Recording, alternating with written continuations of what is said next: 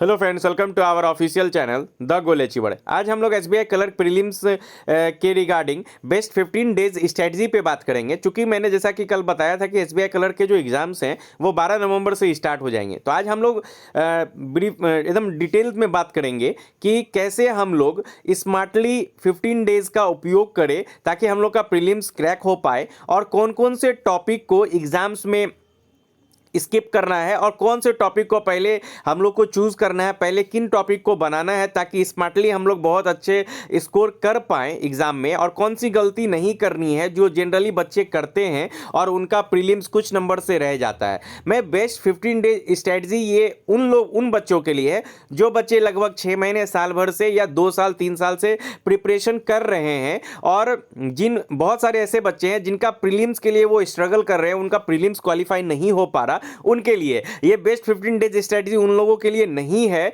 जो आज मतलब हाल ही फिलहाल में जिन्होंने स्टार्ट किया है प्रिपरेशन करना। हालांकि वो भी इनको फॉलो करेंगे तो उनके लिए भी काफ़ी बेनिफिशियल होगा और कहीं उनका भी प्रीलिम्स क्लियर हो सकता है। देखिए, सबसे पहली बात कि बैंक के एग्जाम्स में किसी भी एग्जाम्स को क्रैक करने के लिए आपको उसकी काफ़ी अच्छे से नॉलेज होनी चाहिए, और मैं अकॉर्डिंग टू एक्सपीरियंस मैं आपको बहुत अच्छे से बता सकता हूं कि आप क्या करो ताकि आपके प्रीलिम्स क्लियर हो जाए, और मैंने क्या किया ताकि मैं हर एक प्रीलिम्स को क्वालिफाई कर पा रहा हूं। आपको बेस्ट स्ट्रेटजी मैं बताऊंगा, और कौन कौन से क्वेश्चंस आपको छोड़ने हैं ये भी बैंक एग्जाम्स में काफ़ी इंपॉर्टेंट रोल प्ले करता है कि किस क्वेश्चंस को हम लोग को छोड़ना है, स्किप करना भी बहुत ज़रूरी आपको आना चाहिए। और ये आपको एक्सपीरियंस से आता है। आप जब बार बार एग्जाम्स देते हो तो आपको स्मार्टली आप चूज़ करना आ जाता है। अगर बार बार आपका एग्जाम्स दे रहे हो बहुत सालों से और आपका प्रीलिम्स नहीं निकल पा रहा है तो आपके कहीं ना कहीं आपके क्वेश्चन चूज़ करने में आपकी प्रैक्टिस में कमी है। तो उसको कैसे हम लोग सुधार करें और कौन कौन सी गलतियां नहीं करनी है जो बच्चे जनरली करते हैं, उन पे भी हम लोग बात करेंगे। और ये वीडियो बहुत ही स्पेशल वीडियो होने वाला है, और हर बच्चों से मेरा रिक्वेस्ट है कि ये वीडियो को आप लास्ट तक देखें, आपको बहुत बेनिफिट्स मिलेंगे। तो चलिए हम लोग टॉपिक वाइज और सब्जेक्ट वाइज बात करेंगे कि कैसे हम लोग क्या करें और किस तरह फॉलो किया जाए ताकि हम लोग अच्छा से अच्छा स्कोर कर पाए। और तो चलिए हम लोग पहले इंग्लिश की बात करते हैं। सबसे पहले मैं रिक्वेस्ट करूंगा हर एक बच्चों से कि आप पूरा वीडियो देखें। हम लोग हर एक टॉपिक पे बहुत डिटेल में बात करेंगे। इंग्लिश सबसे पहले जब भी आप एग्जाम्स देते हो प्रीलिम्स के, बैंकिंग के कोई भी एग्जाम्स, तो आपका पहला सेक्शन इंग्लिश ही ओपन होता है। हर एक सेक्शन के लिए 20 मिनट दिए जाते हैं और इंग्लिश के उसमें 30 क्वेश्चंस रहते हैं। जनरली क्वेश्चंस जो इंग्लिश में देखने को मिलता है वो आरसी यानी कि रीडिंग कॉम्प्रिहेंशन देखने को मिलता है, क्लोज टेस्ट देखने को मिलता है, वर्ड स्वैपिंग के क्वेश्चंस देखने को मिलते हैं, सेंटेंस रीअरेंजमेंट के क्वेश्चंस देखने को मिलते हैं, एरर्स मिलते हैं आपको, मिस स्पेल्ड के क्वेश्चंस देखने को मिलते हैं, फिलअप विथ फ्रेजेस को फिलअप करना रहता है, या कुछ क्वेश्चंस ऐसे दिए जाते हैं कि ग्रामेटिकली कौन करेक्ट है उनको चूज करना है। जनरली इस तरह के क्वेश्चंस आपको देखने को मिलते हैं। तो अब सबसे बड़ी बात है कि आपको कौन से क्वेश्चंस पहले करने हैं और कौन से क्वेश्चंस आपको स्कोरी। इंग्लिश में बच्चे गलतियां कहाँ करते हैं, कुछ बच्चों को लगता है कि इंग्लिश उनका बहुत ज़्यादा अच्छा है, और बहुत सारे बच्चों का होता भी है जनरली, लेकिन जिनका अभी इंग्लिश अगर मीडियम दर्जे का है, अगर वो वीक है, तो मैं उनको कुछ सजेशन देना चाहूँगा और भी बच्चों को कि इंग्लिश में कभी भी 30 आउट ऑफ 30 मत करो। क्योंकि मैक्सिमम लोग क्या करते हैं, इंग्लिश में बहुत सारा क्वेश्चंस तुक्का मार देते हैं और उनकी एक्यूरेसी कम हो जाती है। 30 मारेंगे, 21 नंबर आएगा तो वो बोलेंगे कि मेरा ज़्यादा गलत नहीं हुआ, मेरी इंग्लिश बहुत अच्छी है। एकदम नहीं, आप 26 मारो, 22 मारो, लेकिन आपके नंबर 22 ही आने चाहिए। ऐसी एक्यूरेसी आपको मेंटेन करनी बहुत ज़रूरी है, स्पेशली बैंकिंग एग्जाम्स में। तो आप वो कैसे कर सकते हो? सबसे पहले रीडिंग कॉम्प्रिहेंशन के आप जब देखोगे तो लगभग 7 से 8 क्वेश्चंस आपको डेफिनेटली देखने को मिलेंगे। क्लोज टेस्ट के भी 4 से 5 क्वेश्चंस आपको देखने को मिलेंगे। तो आपको करना क्या है, सबसे पहले इंग्लिश के लिए आप इंग्लिश में कैसे स्कोर कर सकते हो, सबसे पहले आपको रोज एक मॉक देना है। जी हाँ फ्रेंड्स, मैं 2-3 मॉक का सजेशन नहीं दूंगा। रोज एक मॉक दीजिए, एक अच्छे लेवल का मॉक दीजिए, चाहे वो अड्डा हो, चाहे ऑलिव बोर्ड हो, चाहे स्मार्ट कीड़ा हो। मैं किसी को प्रमोट नहीं करता, आप किसी भी का भी मॉक दीजिए अब उस मॉक को एक मॉक देने के बाद आप एनालाइज करो कि आपका जो गलतियां हैं कौन कौन से सेक्शंस में ज़्यादा गलतियां आप कर रहे हो, उसको फिर प्रैक्टिस करो। और दूसरा एक मेथड क्या है, आप पहले सबसे पहले एग्जाम्स में कैसे आपको करना है, जब आप एग्जाम्स दोगे तो एग्जाम में सबसे पहला क्वेश्चन आपको वर्ड स्वैपिंग का करना है। जो सेंटेंस दिया हुआ रहता है आपको वर्ड स्वैप, मतलब ए के जगह पे बी, बी के जगह पे सी, इस तरह के क्वेश्चंस रहते हैं जो मिस अरेंज रहते हैं, उसको वर्ड को स्वैप करके आपको सही जगह पे पुट करके आपको सेंटेंस को सही करना रहता है। वो सीक्वेंस ऑप्शन में दिए रहेंगे, A B C, A B को चेंज करना है या बी सी चेंज होगा, सी डी चेंज होगा, इस तरह के। तो इसके 5 क्वेश्चंस डेफिनेटली आजकल ट्रेंड है, इसके 4 से 5 क्वेश्चंस आपको देखने को मिलेंगे। आप डेफिनेटली इसको सबसे पहले करो, बहुत इजी होते हैं। और आपके सबसे पहले आप कभी भी रीडिंग कॉम्प्रीहेंशंस को टच नहीं करेंगे, कभी भी रीडिंग कॉम्प्रीहेंशन नहीं पढ़ोगे, क्योंकि उसमें पढ़ने में टाइम लग जाता है। बाद में पता चला 10 मिनट भी चले गए रीडिंग कॉम्प्रीहेंशन और क्लोज टेस्ट में और आपका नंबर ऑफ अटेम्प्ट बहुत कम है, उस समय माइंड प्रेशराइज हो जाता है, उसके बाद फिर अटेम्प्ट बहुत कम हो जाते हैं और जो भी अटेम्प्ट करते हैं उसमें गलतियां बहुत ज़्यादा देखने को मिलती है। तो आपको ये गलतियां नहीं करनी है। सबसे पहले आपको वर्ड स्वैपिंग के क्वेश्चंस करने हैं। अगर वर्ड स्वैपिंग के क्वेश्चंस मिल रहे हैं, जनरली देखने को मिलता है कि वो क्वेश्चंस आते ही हैं आजकल, आप वर्ड स्वैपिंग के क्वेश्चंस करो। वो 5 क्वेश्चंस आपको देखने को मिलेंगे वर्ड स्वैपिंग के।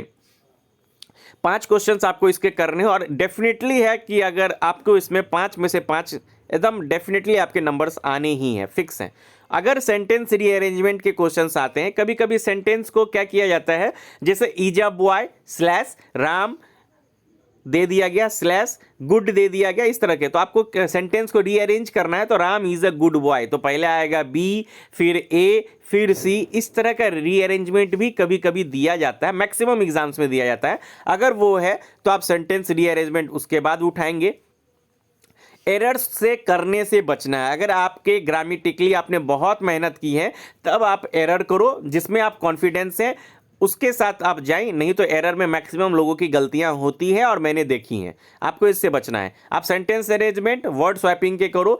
आपको यहाँ पे 5 से 10 क्वेश्चंस, आपको 7 से 8 क्वेश्चंस इन दोनों मिला के आपको मिल जाएंगे।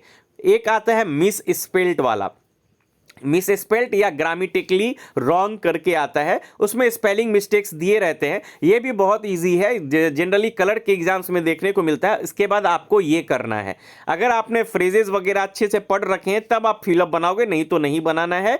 और उसके बाद आप क्लोज टेस्ट बनाओगे, उसके बाद आपको आरसी पे जाना है। तो मिनिमम आपको एक्यूरेसी, आरसी को आपको 2 बार पढ़ना है। सबसे पहले आपको आरसी कैसे करोगे, सबसे पहले आप क्वेश्चंस को देखोगे, क्वेश्चंस के ऑप्शंस को देखोगे, फिर आप आरसी को पढ़ना स्टार्ट करोगे।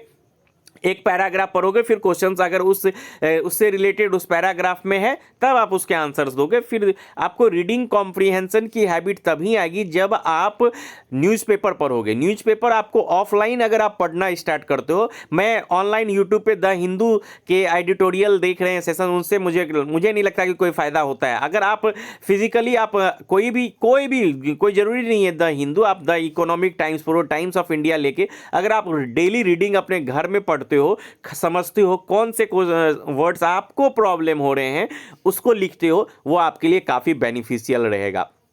तो इन चीज़ों को कीजिए। और क्या कीजिए, इस वे में आपको पेपर अटेम्प्ट कर रहे हैं, रीडिंग कॉम्प्रीहेंशन, उसके बाद फिर क्लोज टेस्ट या क्लोज टेस्ट पहले कर लेना, फिर रीडिंग कॉम्प्रीहेंशन कर रहे हैं। और मैक्सिमम क्वेश्चंस इसमें 1-2 क्वेश्चन ट्रिकी होंगे, लेकिन 4 से 5 क्वेश्चंस आपको देखने को मिल जाएंगे। तो आपको 22-23 क्वेश्चंस ही बने, लेकिन विथ एक्यूरेसी बननी चाहिए। आपको ये ध्यान रखना है। एसबीआई क्लर्क में सेक्शनल कटअप नहीं होता, आपको इस चीज़ को दिमाग में रखना है। और अगर आपकी इंग्लिश अच्छी है तब तो आप मैक्सिमम अटेम्प्ट कीजिए, लेकिन एक्यूरेसी मेंटेन कीजिए। अगर तुक्का ना लगाएं, 30 में 30 मार दिया, बच्चों के अटेम्प्ट बढ़ गए, पता चला सिलेक्शन नहीं हुआ, उस तरह के क्वेश्चन आपको अटेम्प्ट नहीं करने हैं। आप प्रैक्टिस कैसे करेंगे, रोज आप एक मॉक लगाइए, उसको सॉल्व कीजिए। उसके अलावा आप गूगल पे सिंपली टाइप करोगे cloze test for banking exams, Adda के बहुत सारे सेट मिल जाएंगे, आप उसको कीजिए। Word swapping for banking exams, questions for banking exams, इस तरह के कीजिए। आपके बहुत सारे वेबसाइट्स, बहुत सारे क्वेश्चंस दिए हुए रहते हैं, आप उसको रेगुलर बेसिस पे मैक्सिमम प्रैक्टिस कीजिए। इससे आपके इंग्लिश में नंबर इंप्रूव होंगे। ग्रामर्स के आपको जो, अगर मैं ग्रामर्स में कहता हूँ ग्रामर पे ज़्यादा से ज़्यादा टाइम स्पेंड मत कीजिए, आप रीडिंग पे ज़्यादा फोकस कीजिए। इससे आपके क्लोज टेस्ट भी बनेंगे, रीडिंग कॉम्प्रिहेंशन भी बनेगा और मेंस के एग्जाम्स में भी आपको काफ़ी बेनिफिशियल होगा। तो इसलिए आप न्यूज़पेपर पढ़ना स्टार्ट कीजिए, अगर हो सके कल या परसों, या मैगजीन वगैरह है इंग्लिश में आप पढ़ना स्टार्ट कीजिए, उसको पढ़िए, आपको काफ़ी बेनिफिशियल होगा। और आपको इस तरह रोज गूगल पे सर्च करके, कभी क्लोज टेस्ट हुआ, एक क्लोज टेस्ट बना लिए, वर्ड स्वैपिंग के 5 से 10 क्वेश्चन बना लिए, सेंटेंस रीअरेंजमेंट के क्वेश्चंस बना लिए। ये आपको कम से कम 1 आवर रोज आपको 15 दिनों तक इंग्लिश को देना होगा। आपको डेफिनेटली आपको इम्प्रूव देखने को मिलेगा और एग्जाम्स में आप अच्छा करके आओगे। ये इंग्लिश के लिए एक स्ट्रेटजी हुई। अगर आपको कुछ गलतियां, आपको कुछ प्रॉब्लम्स लग रही है तो आप निमिषा बंसल्स के 120 रूल्स भी देख सकते हो और रीडिंग कॉम्प्रिहेंशंस आप पढ़ो। उसमें अगर क्वेश्चन समझ नहीं आ रहे तो वहाँ पे आप वर्ड को लिखो, उसके आंसर्स खोजो, आपको पता चल जाएगा। क्लोज टेस्ट आप जब 10 सेट बना लोगे तो आपको थोड़ा सा हैबिट हो जाएगा बनाने का, उसके बाद फिर आपके क्वेश्चंस काफ़ी अच्छे से होने लगेंगे। आप 15 दिन तक इसको कीजिए। क्या करना है, गूगल पे सिंपली टाइप करना है, एक क्लोज टेस्ट बना लेना है, 10 से 15 क्वेश्चन वर्ड स्वैपिंग के, सेंटेंस रीअरेंजमेंट के, मिस स्पेल्ड के, ये ज़्यादा से ज़्यादा आप इसको कीजिए क्योंकि इसके मैक्सिमम क्वेश्चंस आते हैं। लोग सबसे पहले आरसी और क्लोज टेस्ट में फंस के रह जाते हैं और ये मैक्सिमम मेजॉरिटी जो क्वेश्चंस रहता है छोटे छोटे टॉपिक के, ये छोड़ देते हैं। ये मिनिमम आपके 15 मार्क्स के आपको ये देखने को मिलते हैं, 15 to 16 मार्क्स के। तो ये अगर एक बड़ा सा आप ये कर लोगे और एक्यूरेसी मेंटेन, इसमें बहुत अच्छे से एक्यूरेसी मेंटेन होती है, ज़्यादा लेवल हाई नहीं पूछा जाता प्री में, तो आप इसमें बहुत अच्छा मार्क्स मिनिमम अगर इसको फॉलो करोगे तो आपको 20 मार्क्स 20+ आपके फिक्स इंग्लिश में हो जाएंगे। आप इसको फॉलो कीजिए और एग्जाम में ध्यान रखना है, आपको सबसे पहले वर्ड स्वैपिंग बनाने हैं, फिर सेंटेंस रीअरेंजमेंट के क्वेश्चंस बनाने हैं, फिर मिस स्पेल्ट वाला अगर आएगा तो उसको बनाना है, फिर फिलअप वगैरह बनाना है, फिर ग्रामेटिकली करेक्ट वगैरह अगर आपके बहुत ज़्यादा स्ट्रॉन्ग ग्रामर है तभी बनाना है, नहीं तो उसको स्किप कीजिए। एरर बनाने, फिर नहीं, एरर से पहले आप आरसी बनाओ, क्लोज टेस्ट बनाओ, अगर एरर ग्रामर आपका बहुत अच्छा फिर एरर बनाओ। इस सीक्वेंस को आप ध्यान देंगे और रोज़ एक सेट, एक मॉक आपके फिक्स होने चाहिए। नेक्स्ट मैथ्स की बात करें तो जनरली पूछा क्या जाता है इस पर डिपेंड कर रहा है। मैथ्स में ये भी जाननी जरूरी है। मैथ्स में आपको simplification, quadratic equation, number series, DI आपको सेट, कभी कभी 2 सेट मिलते हैं, कभी कभी 1 सेट मिलता है, कभी कभी 1 सेट और 1 कैसलेट दे दिया जाता है। ये पूछा जाता है अर्थमेटिक। देखिए आपको ये ध्यान देना होगा कि सिंप्लीफिकेशन आप भी करोगे, मैं भी करूंगा, सब बच्चे करेंगे। क्वाड्रेटिक आएंगे तो सब बच्चे करेंगे, नंबर सीरीज में सब बच्चे करेंगे। हो सकता है कि कोई बच्चा 4 करे तो कोई बच्चा 3 करे, लेकिन करेगा तो सब। अगर मिसिंग नंबर सीरीज आ गई तो ईजी है, अगर रॉन्ग नंबर सीरीज आ गई तो थोड़ा सा डिफिकल्ट हो सकता है उसके पैटर्न को जानने के लिए। तो इसके लिए आपको करना क्या होगा, आपको डेली बेसिस पे बहुत ज़्यादा काम करना पड़ेगा, बहुत ज़्यादा प्रैक्टिस की जरूरत है। और डीआई भी 1 सेट या 2 सेट किसी में पूछ लिया जाता है। तो सबसे पहले मैं बता दूं, आप जब भी पेपर कैसे अटेम्प्ट करना है, जब आप पेपर अटेम्प्ट करोगे तो सबसे पहले सिंप्लीफिकेशन को अटेम्प्ट करोगे। कभी कभी होता है सिंप्लीफिकेशन 5 और क्वाड्रेटिक 5 पूछ लिए जाते हैं और नंबर सीरीज 5 पूछ लिया जाता है। कभी कभी सिंप्लीफिकेशन 10 पूछ लिया गया तो क्वाड्रेटिक नहीं पूछा जाता, नंबर सीरीज 5 पूछ लिया जाता है। नंबर सीरीज तो फिक्स है, वो आएगा ही। तो 15 नंबर आपके इसी तरह हो गए। डीआई आपके एक सेट पूछ लिया गया तो 1 सेट या 1 कैसलेट 2 सेट पूछ लिया जाता है, तो 15 और 10 25 क्वेश्चन जो है आपको इन्हीं सब चीज़ों से होंगे। और 10 मार्क्स का जो है अर्थमेटिक 10 क्वेश्चंस आपको देखने को मिलेंगे। तो सबसे पहले आपको करना क्या है, पेपर में सबसे पहले आप सिंप्लीफिकेशन अटेम्प्ट कीजिए। अगर क्वाड्रेटिक आया है तो क्वाड्रेटिक अटेम्प्ट कीजिए, फिर नंबर सीरीज अटेम्प्ट कीजिए, फिर डीआई पे जाइए। उसके बाद फिर अर्थमेटिक की बात करते हैं। तो अर्थमेटिक में आप सबसे पहले जो ईजी टॉपिक है उसको चूज कीजिए। जैसे एज हुआ, एजेस के क्वेश्चंस बनाइए। उसके बाद आपको अगर आपका SI CI अच्छा है तो उसको बनाइए। उसके बाद फिर टाइम एंड वर्क बनाइए, पार्टनरशिप बनाइए। ज़्यादा क्वेश्चन अर्थमेटिक के नहीं बनाने हैं, लेकिन आपको करना क्या है, सबसे पहले आपको ध्यान लगाना है कि आप जो maximum simplification, quadratic equation, number series सभी बच्चे करेंगे, लेकिन आपको कैसे हट के सबसे अलग क्या करना है, आपको इसकी प्रैक्टिस ज़्यादा करनी है। अगर आप डेली बेसिस पे सिंपली रोज एक मॉक लगोगे तो आपके ऑटोमेटिक प्रैक्टिस होगी। सिंप्लीफिकेशन, क्वाड्रेटिक, नंबर सीरीज के पैटर्न लगभग 100 पैटर्न रॉन्ग नंबर सीरीज करके आप गूगल पे टाइप करोगे तो भी आपको मिल जाएगा, या मैं पीडीएफ दे दूंगा, तो आप उसकी प्रैक्टिस कर लोगे तो आपको एक पैटर्न का आइडिया लग जाएगा। और डीआई भी प्रैक्टिस, अगर इसमें आप कम टाइम लगाओगे तो अर्थमेटिक में आप ज़्यादा से ज़्यादा टाइम दे सकते हो। मैं पहले बता दूं, कैसलेट पे कोई नहीं, पहले कैसलेट अगर आ गया तो सबसे रिक्वेस्ट करूंगा तो सबसे पहले उसको आप अटेम्प्ट नहीं करेंगे, बाद में अटेम्प्ट करेंगे। कैसलेट हालांकि क्लर्क में इजी आता है, कभी कभी थोड़ा सा ट्रिकी पूछ लिया जाता है तो थोड़ा सा टफ हो जाता है बच्चों के लिए।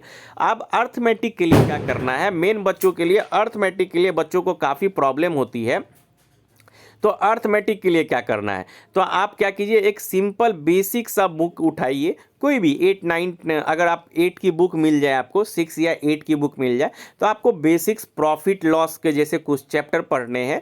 तो उसमें क्या करना है, आपको मार्क्ड प्राइस वाले क्वेश्चन ज़्यादा कीजिए जिस पे डिस्काउंट दिया जाता है, ठीक है, उस तरह के क्वेश्चंस काफ़ी पूछे जाते हैं। तो आप उस 6 क्लास के क्वेश्चंस आईसीएससी बोर्ड की अगर मिल जाए, और 8 क्लास के क्वेश्चन चैप्टर्स में मैथ्स की बुक में आप इसको प्रैक्टिस कीजिए, क्योंकि बेसिक लेवल के ही क्वेश्चंस आपको एग्जाम्स में देखने को मिलेंगे। फिर या आपके पास आर.एस. अग्रवाल बुक है तो आप उससे प्रैक्टिस कर सकते हैं, या आप किसी के कोई भी सर के आप वीडियोस देख सकते हैं। अगर आप है आपके पास अगर कोई बेसिक मतलब प्रॉब्लम हो रही है क्वेश्चंस बनाने में, तो नहीं तो मेरे अकॉर्डिंग अगर आप बच्चे 6 क्लास की मैथ्स की बुक अगर आप उठाएंगे, 8 क्लास की मैथ्स की बुक उठाएंगे, तो आपको टाइम एंड वर्क के क्वेश्चंस मिल जाएंगे, प्रोबेबिलिटी के क्वेश्चंस 8 क्लास के बुक में भी मिल जाएंगे, SI simple interest, compound interest मिल जाएगा, प्रॉफिट लॉस मिल जाएगा। हाँ, आप उसी को बनाओ, आप उसी को बनाओ मेरे अकॉर्डिंग। अगर आप वो भी बना लेते हो, 2-3 बार बनाओ, आपको इजी लगेगा, लेकिन आपके बेसिक्स काफ़ी अच्छे से क्लियर होंगे। और मेरी मानिए तो आपका अर्थमेटिक क्वेश्चंस प्री लेवल की जो क्वेश्चंस है वो एक भी क्वेश्चंस आपसे नहीं छूटेंगे। आप पार्टनरशिप की बात आई, पार्टनरशिप आप आर.एस. अग्रवाल से एक चैप्टर बना लीजिए, वो रिवाइज कीजिए, बहुत इजी है, रेशियो पे बेस्ड होता है, बहुत इजी है। प्रोबेबिलिटी के कुछ बेसिक्स क्वेश्चंस आते हैं कि इन वर्ड से कितना संख्या इसको अरेंज किया जा सकता है, इस तरह के। और मेंसुरेशन के चैप्टर आपको जरूर से जरूर बनाने हैं, एकदम बेसिक से क्वेश्चंस पूछे जाते हैं, तो आपको इन चीज़ों को थोड़ा सा प्रैक्टिस करने की आवश्यकता है। आपको डेफिनेटली आपके मार्क्स बढ़ेंगे। आपको 20 मिनट्स का समय दिया जाता है, तो आप कोशिश कीजिए कि 12 मिनट में, कम से कम 12 से 13 मिनट में simplification, quadratic equation, number series और डीआई आपके कंप्लीट हो जाने चाहिए। आपको मैक्सिमम, चलिए मैंने दे दिया 15 मिनट, मैंने दे दिया 15 मिनट में आप चलो 25 क्वेश्चन तो बना लिए, लेकिन आपके 25 के 25 15 मिनट में कंप्लीट होने चाहिए। बचा 5 मिनट, चलिए 5 मिनट में आप सिर्फ 5 ऐसे टॉपिक को चूज करेंगे। 1 मिनट के लिए मैंने एक क्वेश्चन 1 मिनट दिया, 5 आप ऐसे टॉपिक चूज करेंगे जो बहुत इजी हो, आपके बन जाए। जैसे एज के क्वेश्चन जनरली बन जाते हैं, आप उसको उठा लीजिए एक क्वेश्चन। टाइम एंड वर्क, उतना ज़्यादा हाई लेवल का क्वेश्चन दिया नहीं जाएगा, आप उसको उठा लीजिए। 2 हो गया। प्रॉफिट लॉस, अगर आप मार्क्ड प्राइस से रिलेटेड क्वेश्चन पूछा जाएगा आपको, आप 8 क्लास की बुक बना लीजिए, क्लास 8 की, जिसमें प्रॉफिट लॉस है, मार्क्ड प्राइस से रिलेटेड दिया गया है, आप उससे आपको बेनिफिट्स होगा। यहाँ से 3 क्वेश्चन हो गए, एसआई सीआई के हो गए, पार्टनरशिप के हो गए, कोई या प्रोबेबिलिटी का इजी है तो उसको बना लीजिए। 5 मिनट में 5 से 6 क्वेश्चन अगर आप कर सकते हो तो डेफिनेटली आप 30+ अटेम्प्ट कर सकते हैं। आप इन चीज़ों को समझिए, ठीक है। आपको रोज एक, और इसी सीक्वेंस में आप मॉक में भी क्वेश्चन लगाइए, आपको काफ़ी बेनिफिट्स होगा। आई होप अगर आप लोगों को कोई भी डाउट हो तो मुझे ज़रूर बताइए। अगर हाँ मैथ्स के कोई भी टॉपिक्स में दिक्कत हो तो आप एक यूट्यूब पे सागा ऑफ मैथमेटिक्स गाइडली के द्वारा किया हुआ है, उसमें बहुत सारे चैप्टर यशराज सर जब पहले पढ़ाते थे तो उनके द्वारा दिया गया, आप उससे जाके पूरे चैप्टर्स को भी पढ़ सकते हैं, या कौशिक मोहंती सर का भी आप वीडियो देख सकते हैं। आप जिस भी टीचर को लाइक करते हो आप वहाँ से भी आप वीडियो देखकर आप इसको प्रिपेयर कर सकते हो। इन चीज़ों को कीजिए, बेसिक मैथ्स बुक को बनाइए, आपके काफ़ी बेनिफिट्स होंगे।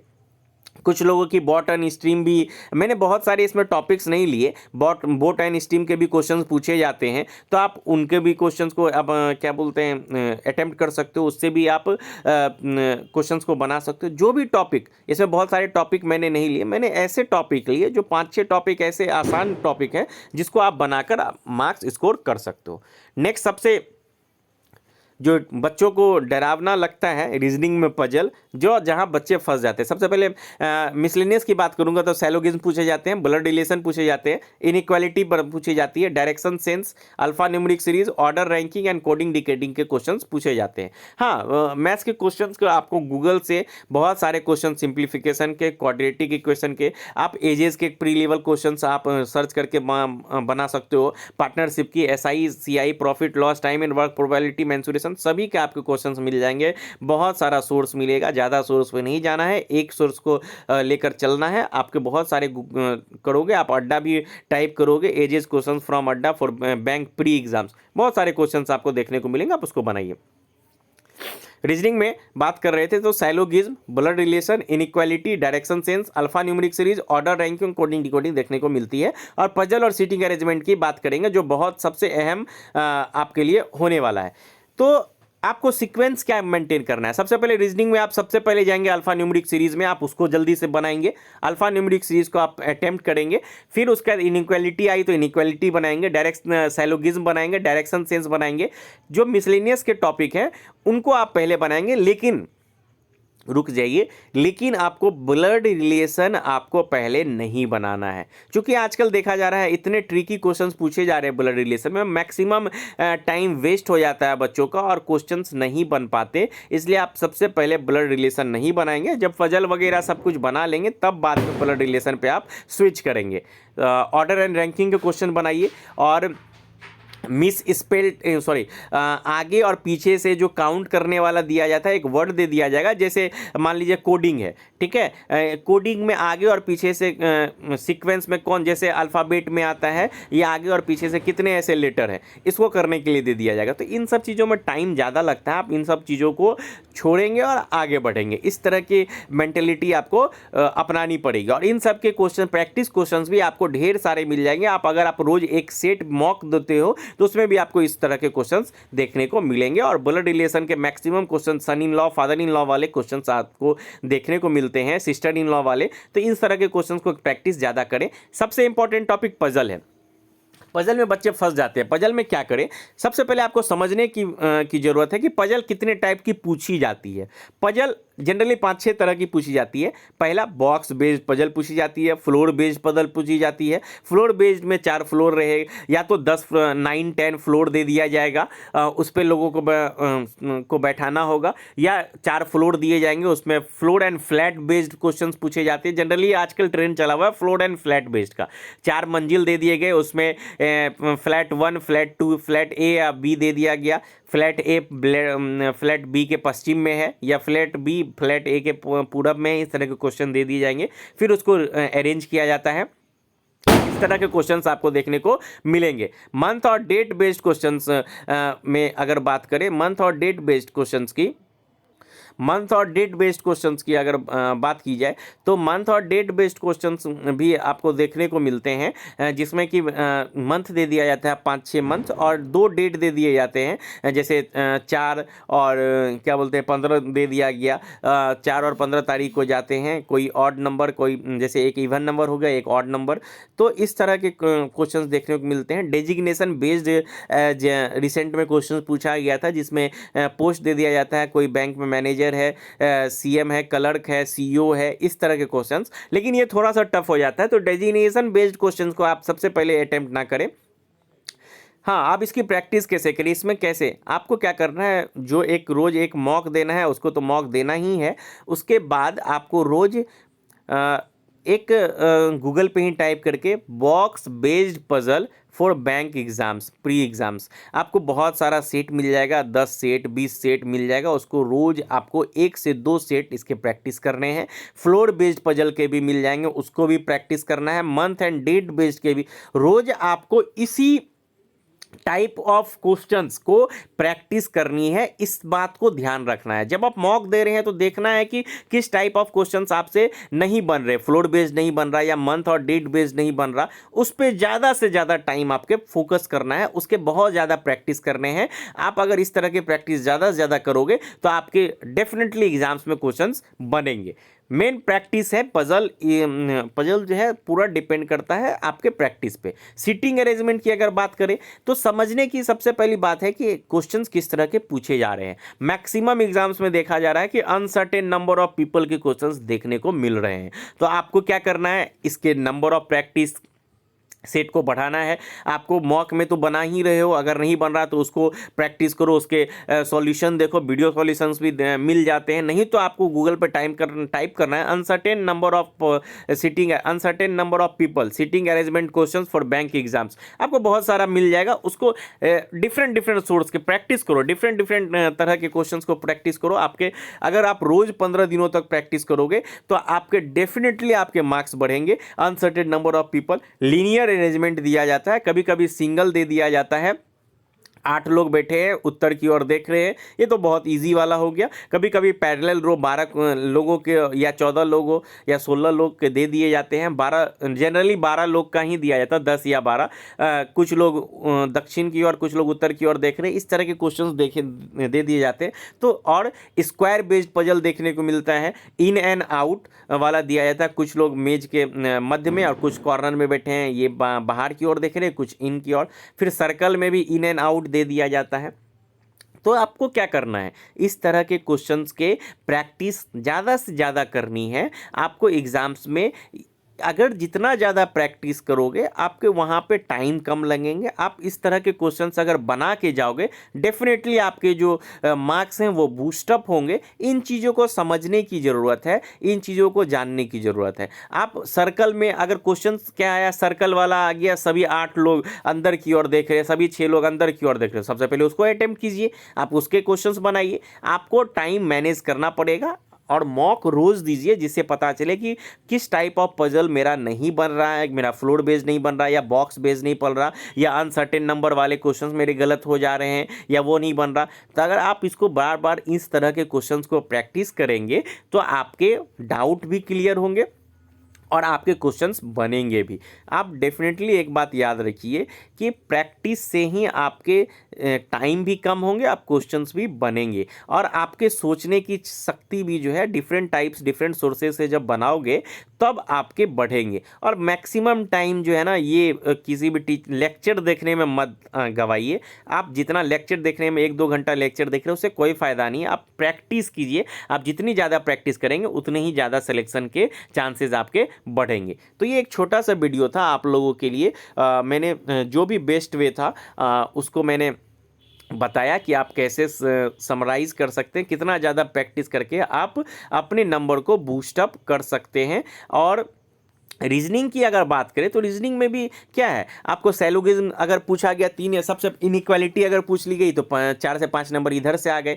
उसके बाद फिर सैलोगिज्म पूछ लिया गया, तो सैलोगिज्म थोड़ा सा कंफ्यूजिंग चैप्टर है, तो आप इसको ज़्यादा से ज़्यादा प्रैक्टिस कीजिए। और डायरेक्शन सेंस से आप अच्छे से एकदम ईजिली बना सकते हो। अल्फा न्यूमेरिक सीरीज़ के 5 क्वेश्चन पूछ लिए जाते हैं, ऑर्डर एंड रैंकिंग के क्वेश्चन पूछ लिए जाते हैं। तो इस तरह से मिसलेनियस से आप आराम से 15 नंबर ला सकती हो। और 20 नंबर का तो पजल और सीटिंग अरेंजमेंट देखने को मिलता है, तो इस पे ज़्यादा टाइम दीजिए। और 30+ आप इसमें अगर ज़्यादा से ज़्यादा आप प्रैक्टिस करते हैं तो ये पजल और सीटिंग अरेंजमेंट आपके लिए इजी हो जाएगा प्रैक्टिस के रिकॉर्डिंग। और इसमें भी आप 30+ जरूर अटेम्प्ट कर पाएंगे। अगर आप 30 मैथ और रीजनिंग में आप करते हो और 20+ या 20 जिनका वीक है, अगर इंग्लिश और जिनकी अच्छी है उसकी तो कोई बात नहीं है, 20+ भी आप करते हो तो इजीली आप 80+ अटेम्प्ट कर सकते हो। और आजकल जो सिनेरियो बन रहा है वो बहुत ज़्यादा टफ हो गया है एग्ज़ाम क्रैक करना, क्योंकि हाई कटअप जा रही है, जो कि नंबर ऑफ वैकेंसीज काफ़ी कम है इस बार भी।